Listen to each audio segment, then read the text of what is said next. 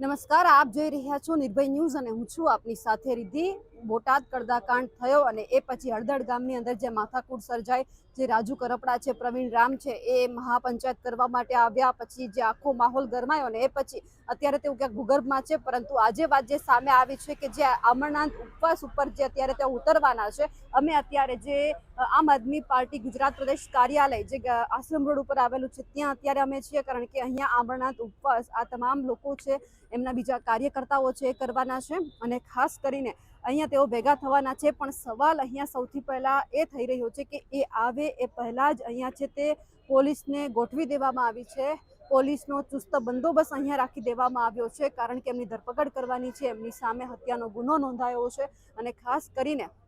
જે અહીંયા આવે એ પહેલા જ એમને પકડવા માટે જે આખી આમ આદમી પાર્ટીની જે ઓફિસ છે એમની આજુબાજુના બધા જ રસ્તા ઉપર પોલીસનો ચુસ્ત બંદોબસ્ત ગોઠવી દેવામાં આવ્યો છે અને ખાસ કરીને જ્યાં અમરનાથ ઉપવાસ થવાના છે તે જગ્યા ઉપર અત્યારે એક બેનર પણ લગાવવામાં આવ્યું છે। એમની જે મુખ્ય માંગો છે એ જો સંતોષવામાં નહીં આવે તો પછી આમ આદમી પાર્ટીના જે નેતાઓ છે તે ઉગ્ર બનવાના તેવી પણ શક્યતા દેખાઈ રહી છે। સૌથી પહેલી માંગ છે કે બોટાદ માર્કેટિંગ યાર્ડમાં જે ખેડૂતોનું શોષણ થઈ રહ્યું છે એ બંધ કરવામાં આવે, ખેડૂતો પર કરવામાં આવેલી ખોટી એફઆઈઆર રદ કરવામાં આવે,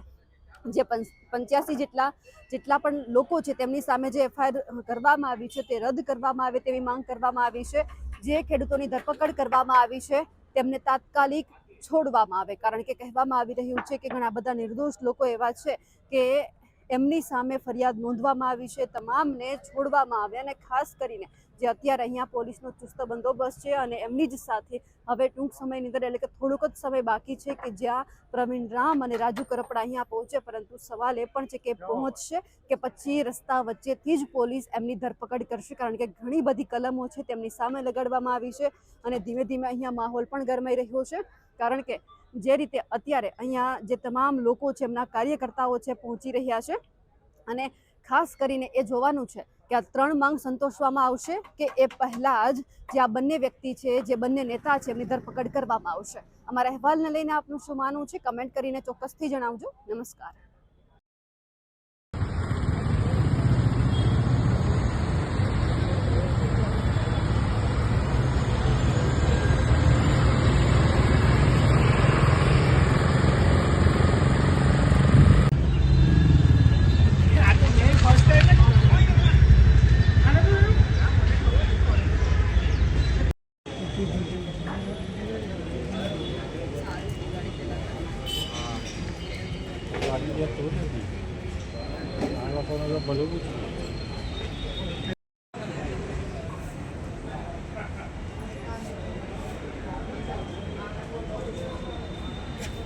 આજો